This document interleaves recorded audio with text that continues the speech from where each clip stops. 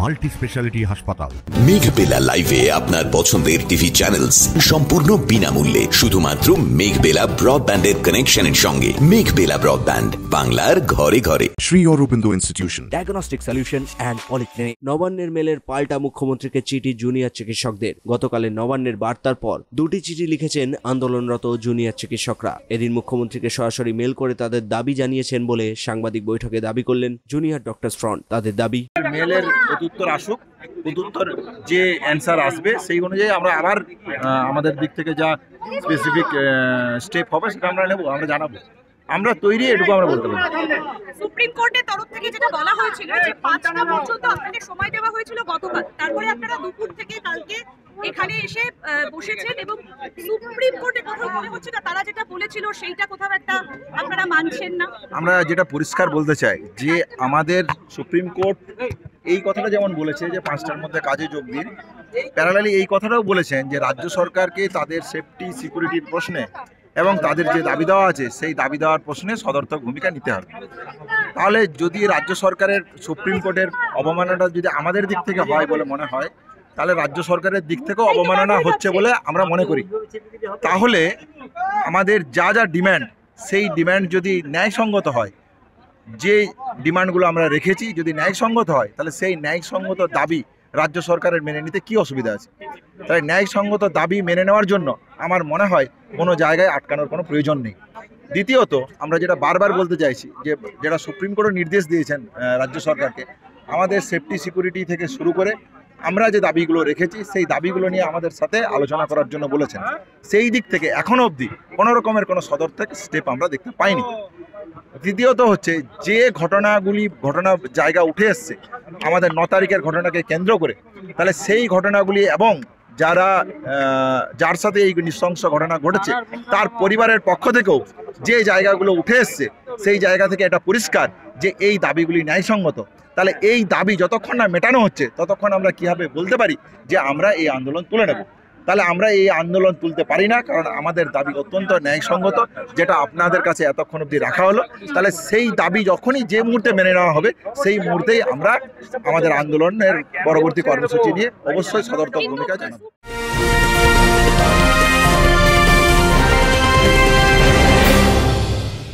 Barrackpore লালকুটিতে diagnostic solution and পলিক্লিনিকের সাথে শুরু করুন আপনার সর্বোত্তম স্বাস্থ্যের যাত্রা। ইসিজি এবং ইএমজি থেকে শুরু করে অডিওলজিস্ট এবং স্পিচ ল্যাঙ্গুয়েজ প্যাথোলজিস্ট, এনসিভি পর্যন্ত এবং রক্ত পরীক্ষার সুবিধা নিয়ে এসেছে ডায়াগনস্টিক সলিউশন অ্যান্ড পলিক্লিনিক। অত্যাধুনিক সুবিধা, ডায়াগনস্টিক পরিষেবা, অর্থোপেডিক্স এবং সার্জারির বিশেষজ্ঞদের সাথে কনসাল্ট করে এক সঠিক চিকিৎসা পেতে হলে আপনাদের আসতেই হবে ডায়াগনস্টিক সলিউশন অ্যান্ড পলিক্লিনিকে।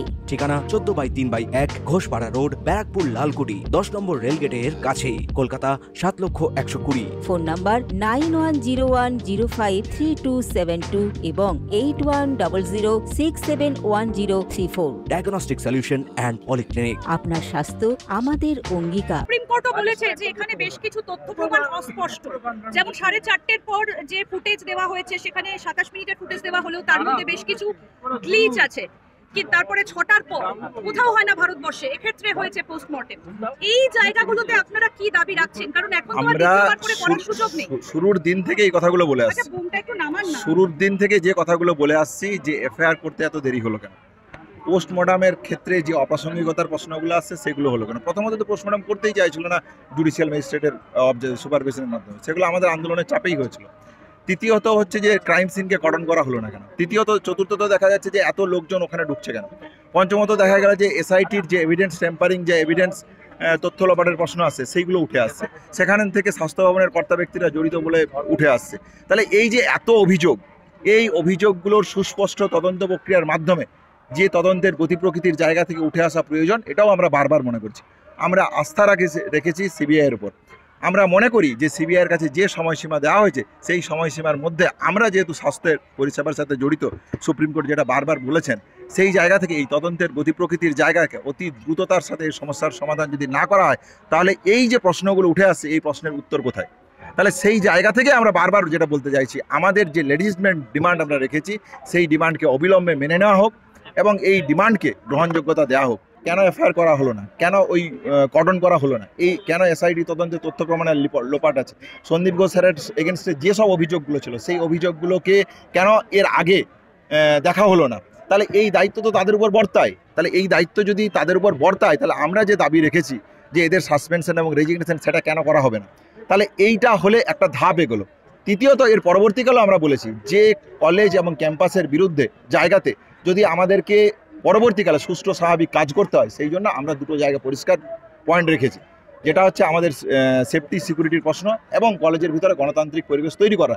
সেই জায়গা থেকে আমরা পিজিটি এবং জুনিয়র ডাক্তারদের মধ্যে রেসিডেন্ট ডক্টর অ্যাসোসিয়েশনের কথা বলেছি এবং ছাত্রদের ক্ষেত্রে স্টুডেন্ট ইউনিয়নের কথা বলেছি। এই পুরো সামগ্রিক জায়গাটাকে যদি এক চিত্রে দেখতে হয়, তাহলে আপনারা আমরা যে দাবি রাখছি সেই দাবির সার্থকতা পৌঁছাতে পারবে। সেই জায়গা থেকে আজকের প্রেস কনফারেন্সের মধ্য দিয়ে এই বার্তা দিতে চাইছি যে আপনারা আমাদের এই দাবির একটা টোটাল জাস্টিসের পয়েন্টে ওতপ্রোতভাবে জড়িত আছে, তাহলে আমাদেরকে আলোচনার জায়গা দিন, আমাদেরকে আমাদের দাবিটা রাখতে দিন, তাহলেই আপনারা বুঝতে পারবেন যে কেন আমরা চাইছি। আমার মনে হয় রাজ্য প্রশাসনের কর্তা ব্যক্তিদের কাছে এই ধারণা অত্যন্ত পরিষ্কার, ফলে আমরা আলোচনায় বসতে চাইছি। এটা আমরা যেমন এই প্রেস কনফারেন্সের পক্ষ থেকে জানালাম, তাদের দিক থেকে সদর্থক এবং সদুত্তর যদি আসে, তাহলে হয়তো একটা ফলপ্রসূ জায়গা আসলে। Subrata Roy report, news Bengal today.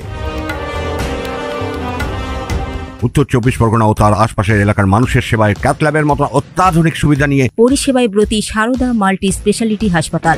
একই ছাদের তলায় মানুষ সাধারণ চিকিৎসা থেকে শুরু করে 24 ঘন্টা cath lab, MRI, CT scan, এনআইসিইউর মতো সুবিধা এবার থেকে পেয়ে যাবেন সারদা মাল্টি স্পেশালিটি হাসপাতালে। প্রয়োজনে যোগাযোগ করুন 033-2592-0730, 2593-0730, 2593-3562 ও 9331275635 নম্বরে। আমাদের ঠিকানা Royal Park, Kalyani expressway, Barrackpore, Kolkata 7,121,000। Sarada multi speciality হাসপাতাল, পরিষেবাই হোক আমাদের মূল লক্ষ্য।